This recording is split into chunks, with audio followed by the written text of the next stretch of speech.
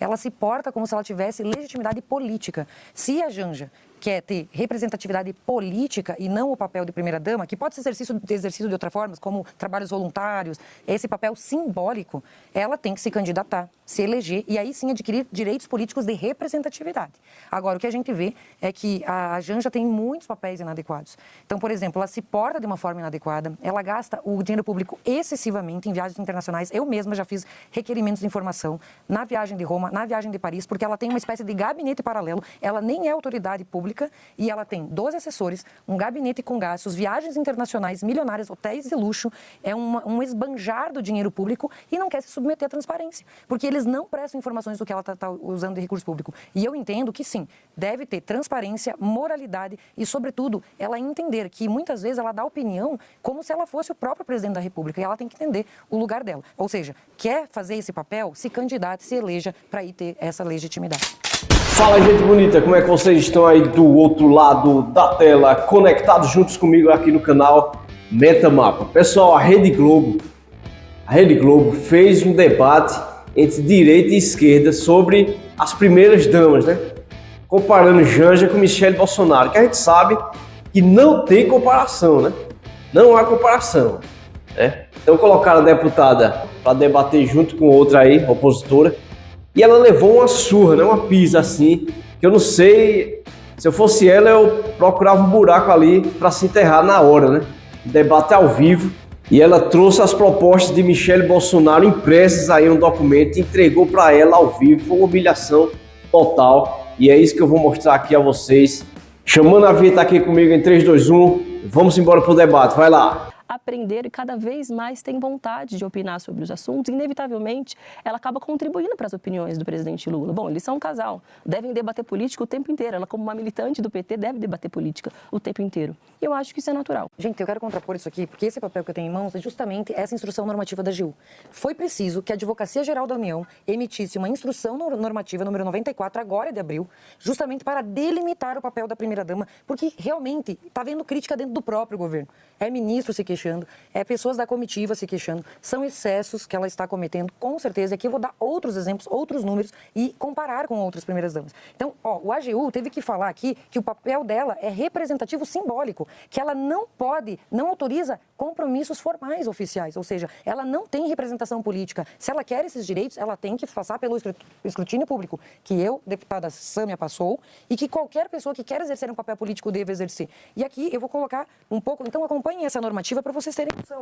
E eu vou colocar aqui dados oficiais. Se você, por exemplo, for pegar o programa que ela lançou, Aliança Global contra a Fome e a Pobreza. Eu quero que vocês digam os números de pessoas atendidas, quantos milhões arrecadados, quantos milhões de pessoas atendidas e comparar com o trabalho que a Michele Bolsonaro fez, por exemplo. A Michele Bolsonaro fez o programa Pátria Voluntária. Eu tenho aqui o programa Pátria Voluntária. São 300 folhas de prestação de contas. Foram 4 milhões de pessoas atendidas, 10 milhões de reais de dinheiro privado destinados a pessoas carentes, mais de 20 mil toneladas de alimentos destinados, ou seja, e distribuídos. Então, eu queria saber o que a Janja tem feito, além de utilizar esse programa da Aliança Global contra a Fome e a Pobreza, como justificativa para fazer viagens internacionais com uma equipe gigante, com um gabinete paralelo, que isso nem tem previsão legal, isso fere a moralidade, isso fere os princípios da administração pública, para ficar em hotel de luxo fazendo gastança. E vou dar um exemplo. Pega o Palácio da Alvorada. Quando você fala em Palácio da Alvorada, Michele Bolsonaro, o que me faz lembrar? Ela fazia eventos para receber crianças carentes, para receber mulheres, mães solos de pessoas portadoras de deficiência. E fazia eventos para aqueles que mais precisam, para os invisíveis. E agora, quando você pega Janja e Alvorada, que notícias que você tem?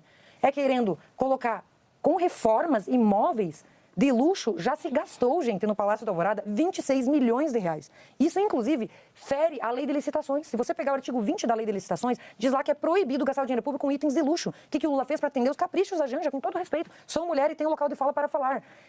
Ele criou uma instrução normativa para regulamentar o artigo 20 que proíbe itens de luxo para o erário público, para que ela pudesse gastar 26 milhões. E aí você pega e você vê, um tapete de 114 mil reais, 42 mil reais para uma cama, são 200 mil em cortinas. Aí você vai ver, por exemplo, você poderia, Sâmia, você que é no movimento pela moradia dos pobres, pega esses 26 milhões de reais e compra moradia. Se você converter em casas populares, a 75 mil reais, você consegue mais de 300 moradias. Se você pegar a realidade dos pobres que eles dizem representar, 90% da população brasileira brasileira, são 40 milhões de pessoas que não têm casa própria. Então, que exemplo é esse que o pai dos pobres e sua esposa estão dando para aqueles que mais precisam? É justamente o contrário, é a hipocrisia. Por isso que eu estou aqui para justamente criticar esse tipo de postura que não condiz com uma primeira-dama que deve servir de exemplo. Pessoal, antes de prosseguir com esse vídeo, se você tem interesse de fazer uma renda entre 5 mil e 10 mil reais, usando apenas o seu celular conectados à internet, do jeito que eu faço aqui também, deixei o link aqui na descrição, vai lá, clica, tem toda a explicação lá, como é que você vai fazer esse procedimento, beleza? Vai lá. Vou passar a palavra para a senhora comentar isso, deputada Sâmia, mas queria só pegar um ponto que a deputada falou que eu acho bastante relevante, que é entender o papel atual da primeira-dama, porque não existe uma dose de machismo na avaliação da senhora, ou até um olhar mais antigo do que se espera de uma mulher do lado de um presidente da República. Ah, ela não deve falar sobre a política, ah, ela não deve agir dessa maneira. Talvez não exista aí uma dose, talvez de uma visão ultrapassada sobre o que é a função de uma mulher? Não, porque eu poderia pegar, por exemplo, os nossos maridos. No caso, o marido da Sâmia é a deputado federal. Eu poderia, em vez de eu usar a tribuna, chamar meu marido para usar a tribuna no meu lugar. Chamar meu marido para atender no meu gabinete. Isso é ilegal, isso não tem previsão legal. A pessoa precisa saber as regras de etiqueta, regras de sociedade, regras de civilidade. Quem elegeu a pessoa para exercer o papel foi eleger o presidente, não elegeu a primeira-dama. Se ela quer ter esses direitos, ela pode ter. Está aberto, está livre para todos. Mas ela tem que passar pelo sistema normal, que qualquer um de nós passou. Aliás, eu até faço convite para Janja. Janja, se candidate. Você tem plenas condições de se eleger e assim poder exercer esse papel. Mas está ficando feio. Tem gente dentro do próprio governo reclamando. Ela interfere na reunião com ministros. Ela quer mandar mais que o Lula. Isso é vergonhoso. Ela não foi eleita para isso. Ela tem que saber o papel dela. E isso não se trata de machismo, isso se trata de saber o seu papel. As regras são claras. A AGU precisou editar uma medida para colocar limite, porque realmente a coisa saiu do controle.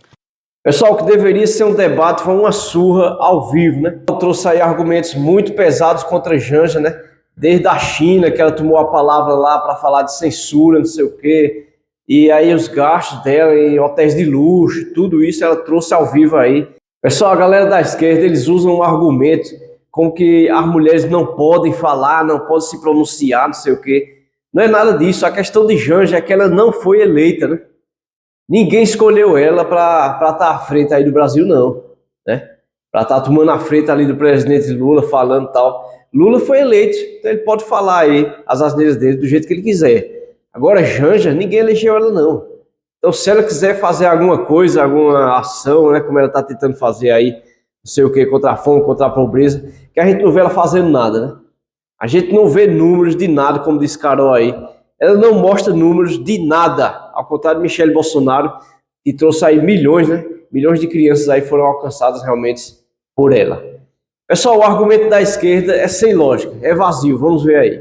A senhora, em 2024, deputada Sâmia, questionou o fato do prefeito de São Paulo, Ricardo Nunes, ter feito uma homenagem a Michele Bolsonaro e usou o Teatro Municipal para fazer essa homenagem.